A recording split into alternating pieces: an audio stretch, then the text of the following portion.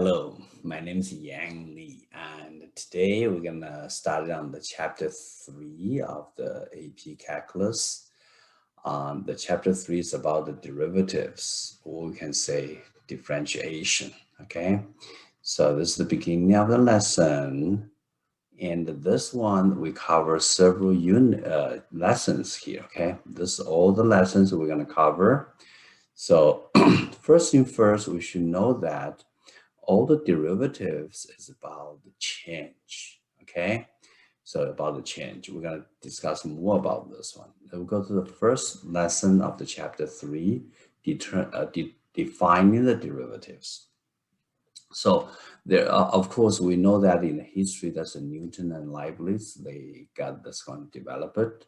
So we corrected their work. And then we're gonna use the tangent line,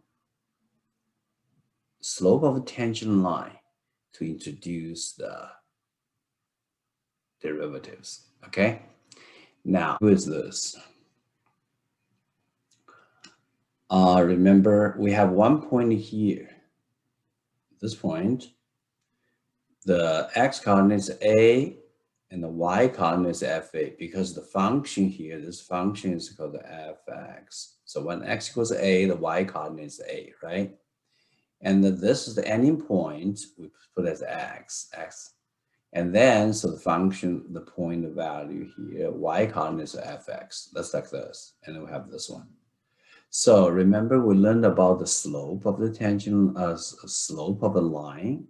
So we can find that one. We use the point slope form. Remember that we learned before. We have like, we call that point slope form. Okay, point slope form. Point slope form says that like this. You have one point, x1, y1. You have another point, x2, y2, like this, right? So you can make a straight line like this, right? And the x1, y1 is given point, and the xy, we'll put this one as xy, as any point. So let's review in the algebra, okay, pre-calculus there. We learned about this one. We can find the slope of the line, this line, right? We can get this, y minus y1 equals to the slope. We don't know the slope, and time by x minus x1, like this. This is called a point slope. Of course, if you want to represent the slope, what are you going to do? You can get slope equals what? Y minus y1 over x minus x1, like this. That's the definition of the slope, right? Rise over run, that's called slope. So based on this slope formula, we can see that slope of a tangent, secant line, will be like this. So we assume this one is x and the y, right? There's just x1, y1, like this. So we can find the slope of the secant line equals what?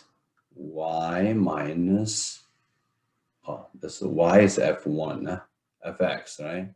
So you have this one is fx minus fa over x minus a, right? So that's why they got this one. See that? Of course, there is another way to represent this one. We said this one is a, same as this case, but we can have what? We make from here to here, you add the h units. So that's why this point is what? A plus h. So this point is called AFA, and this point should be A plus h, because this coordinate, x coordinate is A plus h. And here is f A plus h, the value of the function when x equals A plus h, right? So from there, we use the same idea. We can find the slope of the secant line will be equals to what? Equals to fa plus h minus fa divided by a plus h minus a. Of course, a minus a cancel. So from here, you will get what? Only you have what? Just h here. So that's why we got this one. Okay. So when we make this kind of graph, we can see clearly, we can find the slope of secant line. When we talk about slope of secant line, generally we say this definition or this definition, we code as what? Average rate of change. Okay, so that's this part. And then if you continue on this one here, now from here, what do we got? We're going to do what? We're going to use the slope of secant line, find the slope of tangent line. And slope of tangent line, we call that the instantaneous of rate of change. Okay, let me show you how to do this part here. So let me erase it first. Let me go here now, okay? Now, the situation is like this. We can go by still here. This is the A, right? X equals A. So F, the Y value should be FA, no problem with that. The same as before.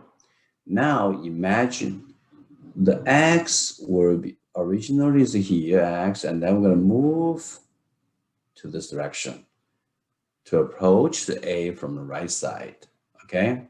Of course, you can set it up with when X approaches the left side of the A, okay? Imagine if this one approached from here, originally is here, originally is like this, right? Like this one, right? Okay, now we're going to move the X, go this direction, getting closer and closer to this one. So imagine this line, so this line will be what keeps going down like this, right? Like this, eventually go to this now. That's called what? Tangent line. So that's why we have a definition here, slope of the tangent line. So that's why we have slope of the tangent line equals, is like this, 1x slope of a tangent line will be equals the limits 1x approach to A, and we have fx minus fa over x minus a. That's why they got this one, okay? Generally, this part we call this slope of secant line. And then when you make the limits, when x approaches the A, you're gonna have a slope of a tangent line. Of course, if you go the other format, slope of the secant line is this. We find this already from the previous previous lecture there. We showed this is slope of secant line, right? But when h approaches 0, h approaches 0 is this. H generally is a go from here to here is h, right? And then when h approaches 0, means what? The point x coordinate go through approach to the A from the right side. Of course, you can go from the left side, it doesn't matter. So when you go this one here, this whole thing will be slope of tangent line, okay? So from later on the lesson, we will see that slope of a tangent line, we call it as the instantaneous rate of change. And the slope of a secant line will be average rate of change, okay? So this section we just finished here. The following section will continue to introduce derivative of the function, all right? So if you have any questions, please let me know, okay? Thank you. Bye-bye.